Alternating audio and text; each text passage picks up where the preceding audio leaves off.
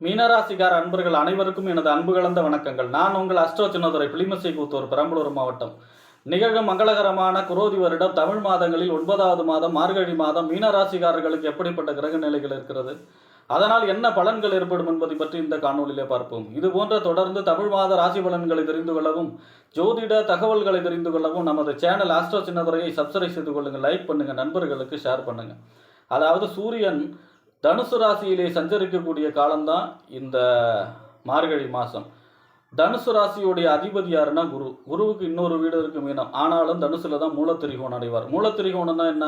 ஒரு கிரகம் அந்த இடத்துல இல்லைன்னா கூட அவருடைய ஆதிக்கம் நிறைந்ததாக சொல்லப்படுகிறது. குரு தான் தெய்வம், குரு பார்க்க கோடி தோஷ நிவர்த்தி. ஆக இந்த மாதம் குருவுடைய அருள் திருவருள் நிறைந்த மாதம் இந்த மாதம். காலச்சக்கரத்துக்கே இந்த தனுசு தான் பார்த்தீங்கன்னா 9ஆம் இடம். குரு, பக்தி, தெய்வம் எல்லாம் சொல்லக்கூடிய இடம். அப்போ பக்தி, இறைவன் மீது பக்தி செலுத்தி வேண்டியதை பெறக்கூடிய மாதம் இந்த மாதம். முழுமையாக இறை வழிபாட்டிற்குரிய மாதம். ஏன் அப்படின்னா இந்த மாதம் என்பது தட்சணாயனத்துடைய கடைசி மாதம். அதாவது தேவர்களுடைய இரவு பொழுது என்று சொல்லக்கூடிய தட்சணாயனம் ஆடி மாதம் முதல் மார்கழி மாதம். இந்த மார்கழி மாதங்கிறது விடிய காலை பொழுது. நம்மெல்லாம் எப்படி பிரம்ம முகூர்த்தம்னு சொல்லுவோம், அந்த மாதிரியான மாதம். ஆக இந்த மாதம் முழுவதுமே அதிகாலையில் எழுந்து அவரவர் இஷ்ட தெய்வத்தை வழிபட்டு வேண்டியதை பெறக்கூடிய அமைப்பு, நினைத்த காரியங்களை நடத்தி வைக்கக்கூடிய அமைப்பு. திருப்பாவை திறம் ஒரு பாசுரம் பாடி இறைவனுடைய அருளை பெற்று நினைத்த காரியம்லாம் நடக்கக்கூடிய மாதம் இந்த மார்கழி மாதம். இந்த மாதத்திலே செய்யக்கூடாது அப்படின்னா வீடு கட்டுறதோ, கிரகப்பிரவேசம், கிரக ஆரம்பம், வாசற்கால் வைக்கிறது, இந்த மாதிரியான வீடு சம்பந்தமான எந்த வேலைகளையும் செய்யக்கூடாது. அடுத்ததாக இந்த மாதம் மார்கழி மாதம் 15ஆம் தேதி ஆஞ்சநேயர் ஜெயந்தி. அதாவது அன்றைய தினம் ஆஞ்சநேயரை வழிபாடு செய்வது சிறப்பு. மீனராசிக்காரர்களுக்கு 7 நாட்டு சனி இல்லையா? அப்போ அன்றைய தினம் மார்கழி மாதம் 15ஆம் தேதி ஆஞ்சநேயரை சென்று வழிபாடு செய்யும் பொழுது இந்த 7 சனியுடைய தாக்கத்திலிருந்து குறையும். அதாவது சனியுடைய தோஷத்தை குறைக்கக்கூடியவர் அனுமான். அப்போ அன்றைய தினம் ஆஞ்சநேயர் ஜெயந்தி அன்று அனுமானை வழிபாடு செய்வது உங்களுடைய 7 நாட்டு சனியுடைய தாக்கத்தை குறைக்க உதவும். அடுத்ததாக இந்த மாதம், அதாவது மார்கழி மாதம் 26ஆம் தேதி வைகுண்ட ஏகாதசி.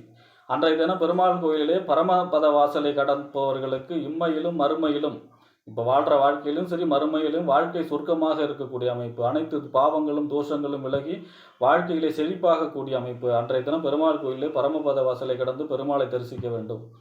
அடுத்ததாக இந்த மாதம் 29ஆம் தேதி, அதாவது மார்கழி மாதம் 29ஆம் தேதி ஆருத்ரா தரிசனம். அன்றைய தினம் நடராஜர் சிவபெருமானை வழிபாடு செய்வதற்கு சிறப்பான நாள்.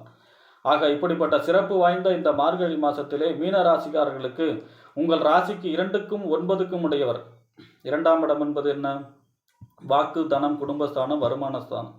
9ஆம் இடம் தந்தை ஸ்தானம், பாக்கியஸ்தானம், தொலைதூர பயணம். 9ஆம் இடம் என்பது உயர்கல்வி ஸ்தானம். இந்த 2க்கும் 9 கூடிய செவ்வாய் உங்கள் ராசிக்கு 5ஆம் இடத்திலே சஞ்சரிக்கிறார். 5ஆம் இடத்திலே நீச்சமாகி சஞ்சரிக்கிறார். நீச்சமாகி சஞ்சரித்தாலும் வக்ரமாகி சஞ்சரிக்கிறார். பொதுவாக ஒரு கிரகம் உச்சமாகி நீச்சமானா, ஒரு கிரகம் உச்சமாகி வக்கரமான நீச்ச பலனை செய்யும், நீச்சமாகி வக்கரமான உச்ச பலனை செய்யும். அப்போ செவ்வாய் வலுவான நிலையிலே செஞ்சிருக்கிறார். 2, 5 சம்பந்தப்படுறதுனால குடும்ப பொருளாதார சம்பந்தமான வளர்ச்சி, இயந்திரங்கள் மூலமாக வருமானம், அசையா சொத்துக்கள் மூலமாக வருமானம் அதே மாதிரி பார்த்தீங்கன்னா 5ஆம் இடங்கிறது புத்திரஸ்தானம், புத்திஸ்தானம், சிந்தனை, செயல்திறனை சொல்லக்கூடிய இடம் 5ஆம் இடம். 5ஆம் இடத்திலே செவ்வாய் இருக்கிறார். அதுவும் நீச்சமாய் வக்கரமான வலுவான நிலையிலே இருக்கிறார். ஆக ஒரு பதவி பொறுப்பு கிடைக்கக்கூடிய அமைப்பு. 5ஆம் இடம் பதவி ஸ்தானம், 5ஆம் இடம் பொறுப்பு, 5ஆம் இடம் விளையாட்டு போட்டிகளில் வெற்றி பெறக்கூடிய அமைப்பு, பூர்வீகம் சம்பந்தமான விஷயங்களில் வெற்றி பெறக்கூடிய அமைப்பு. அதேமாதிரி 9ஆம் இடத்து அதிபதி 5 5ம் 9ம் மிஞ்சும் பொருள் தரும். அதாவது 5ஆம் இடமும் திரிகோணம் தான், 9ஆம் இடமும் திரிகோணம் தான். அப்போ 9ஆம் அதிபதி 5 சஞ்சரிக்கிறார். 5ம் 9ம் மிஞ்சும் பொருள் தரும்.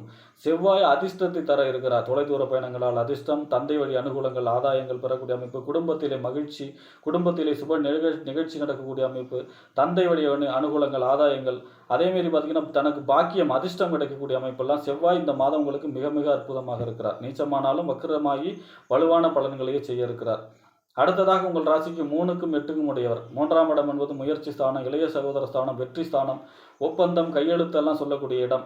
8ஆம் இடம் மறைவு ஸ்தானம். இந்த 3க்கும் 8க்கும் உடையவர் யார் அப்படின்னா சுக்கிரன். சுக்கிரன் உங்கள் ராசிக்கு 11ஆம் இடத்துல செஞ்சிருக்கிறார் 13ஆம் தேதி வரை. பொதுவாக 11ஆம் இடம் என்பது லாபஸ்தானம், மூத்த சகோதர ஸ்தானம், அபிலாஷைகள் பூர்த்தியாகக்கூடிய இடம், உடல் எச்சையை சொல்லக்கூடிய இடம். 11ஆம் இடத்திலே சுக்கிரன் சஞ்சரிக்கிறார். அப்படின்னா 3ஆம் இடத்து அதிபதி 11ல் செஞ்சிருக்கிறாருன்னா இளைய சகோதர வழி அனுகூலங்கள், ஆதாயங்கள், ஒப்பந்தம் கையெழுத்து மூலமாக அனுகூலங்கள், ஆதாயங்கள் பெறக்கூடிய அமைப்பு. நம்ம ஃபர்ஸ்ட் எடுக்கக்கூடிய முயற்சி 3ஆம் இடம். அப்போ எடுத்த காரியம் உடனடியாக ஃபர்ஸ்ட் முயற்சியிலே நடக்கக்கூடிய அமைப்பு, எண்ணிய எண்ணங்கள் நடைபெறக்கூடிய அமைப்பு. ஏன்னா அபிலாஷைகள் பூர்த்தியாகக்கூடிய இடம் இல்லையா? அதே போல் பார்த்தீங்கன்னா 8ஆம் இடத்து அதிபதியும் அவர் தான். 8, 11 சம்மந்தப்பட்டதுனாலே 8ஆம் இடம் மறைவு ஸ்தானம். திடீர்னு நடக்கக்கூடிய நன்மையோ கெட்டதோ ரெண்டுமே அதுதான். அப்போ 11ஆம் இடத்துல எந்த கிரகம் தீமை செய்யாது. அப்போ 8ஆம் அதிபதி 11 இருக்காருன்னா எதிர்பாராத லாபம், எதிர்பாராத அதிர்ஷ்டம், எதிர்பாராத தனவரவு, எதிர்பாராத ஒரு நன்மை நடக்கக்கூடிய அமைப்பு 13ஆம் தேதி வரை. 13ஆம் தேதிக்கு பிறகு உங்கள் ராசிக்கு 12ஆம் இடம் என்று சொல்லக்கூடிய அயன சயன போகஸ்தானத்தில் மறைகிறார், விரயஸ்தானத்தில் மறைகிறார். அப்போ பார்த்தீங்கன்னா இளைய சகோதர வழி விரயங்கள் ஏற்படக்கூடிய அமைப்பு இருக்குது. அவர்களுக்காக கொஞ்சம் செலவு செய்யக்கூடிய அமைப்பு இருக்கிறது. ஒப்பந்தம் கையெழுத்திற்காக செலவு செய்யக்கூடிய அமைப்பு, பக்கம் வீட்டுக்காரவங்களுக்காக செலவு செய்யக்கூடிய அமைப்பு. 8ஆம் அதிபதி 12ல் இருப்பது அதுவும் யோகம், விபரீத ராஜ யோகம். அதாவது ஒரு மறைவு ஸ்தானாதிபதி மற்றொரு மறைவு ஸ்தானத்தில் இருந்தால் கெட்டவன் கெட்டிடும் ராஜயோகம். 8ஆம் அதிபதி 12ல் இருக்கும்போது செலவுகள் கட்டுக்குள்ளே இருக்கும். அந்த அயன சயன போகஸ்தானம் இல்லையா? அப்போ அது எல்லாமே சிறப்பாக இருக்கும் 8ஆம் இடத்து அதிபதி 12ல் மறையும் பொழுது. அடுத்ததாக சுக்கிரனும் ஒரு நன்மையான பலன்களை தர இருக்கிறார். அடுத்ததாக உங்கள் ராசிக்கு 4க்கும் 7க்கும் உடையவர். 4ஆம் இடம் வீடு, வண்டி, வாகனம், மனை, தாயார், சொத்து, சுகஸ்தானம். 7ஆம் இடம் என்பது கணவன் அல்லது மனைவி ஸ்தானம், நண்பர்கள் ஸ்தானம், கூட்டு தொழில் ஸ்தானம். இந்த சமூகம் வாடிக்கையாளர்களை சொல்லக்கூடிய இடம் 7ஆம் இடம். ஆக இந்த 4க்கும் 7க்கும் உடையவர் யார் அப்படின்னா புதன் உங்கள் ராசிக்கு 9ஆம் இடத்திலே சஞ்சரிக்கிறார். எது வரைக்கும் அப்படின்னா 20ஆம் தேதி வரைக்கும். தந்தை ஸ்தானம், தொலைதூர பயணம், 9ஆம் இடம் பாக்கியஸ்தானம். ஆக 4ஆம் இடத்து அதிபதி 9ல் சஞ்சரிக்கிறார் அப்படின்னா யோகம். எப்படின்னு அப்படின்னா வீடு, அசையா சொத்துக்கள் மூலமாக வருமானம், வண்டி வாகனங்கள் மூலமாக வருமானம், தாய் வழி உறவினர்கள் மூலமாக அனுகூலங்கள், ஆதாயங்கள் பெறக்கூடிய அமைப்பு. அதே போல் பார்த்தீங்கன்னா 7ஆம் இடத்து அதிபதி வாழ்க்கை துணை மூலமாக அனுகூலங்கள், ஆதாயங்கள், நண்பர்கள் மூலமாக அனுகூலங்கள், ஆதாயங்கள். அதாவது நிறைய அறிமுகங்கள் கிடைக்கக்கூடிய அமைப்பு. இந்த சமூகத்தில் நிறைய அறிமுகங்கள், இந்த சமூகத்திலே புகழ், அந்தஸ்து, கௌரவம் உயரக்கூடிய அமைப்பு. 20ஆம் தேதிக்கு பிறகு 10ஆம் இடத்துல செஞ்சிருக்கிற புத ஆதித்ய யோகமாக தொழிலிலே சமயோசித புத்தியை செயல்படுத்தி தொழிலிலே வெற்றி பெறக்கூடிய அமைப்பு, தொழிலிலே வளர்ச்சி பெறக்கூடிய அமைப்பு, அதாவது தொழிலை விரிவுபடுத்தக்கூடிய அமைப்பு, தொழிலிலே வாடிக்கையாளர்கள் பெறக்கூடிய அமைப்பு. 7ஆம் இடம் வாடிக்கையாளர், 10ஆம் இடம் தொழில். 20ஆம் தேதிக்கு பிறகு 10ல் இருக்கார். அப்போ தொழிலிலே வாடிக்கையாளர்கள் பெறக்கூடிய அமைப்பு, தொழிலிலே வருமானம் பெறக்கூடிய அமைப்பாக 20ஆம் தேதி பிறகு செஞ்சிருக்கிறார். புதனும் இந்த மாதம் உங்களுக்கு அனுகூலமான பலன்களை தர இருக்கிறார். அடுத்ததாக உங்கள் ராசிக்கு 6ஆம் இடம் நோய் எதிரி, வம்பு, வழக்கு, கடன் ஸ்தானம், உத்தியோகஸ்தானம் அதிபதி யாருன்னா சூரியன் உங்கள் ராசிக்கு இந்த மாதம் முழுவதுமே 10ஆம் இடத்துல செஞ்சிருக்கிறார். 10ஆம் இடம் என்பது தொழில், புகழ், அந்தஸ்து, கௌரவத்தை சொல்லக்கூடிய இடம். 10ஆம் இடம் மாமியார் ஸ்தானம். 10ஆம் இடம் என்பது சூரியனுக்கு திக்பலம், வலிமையாக இருக்கக்கூடிய சூரியன் வலிமையாக இருக்கார் அப்படின்னு அர்த்தம். அதாவது திக்பலத்தில் இருக்காரு.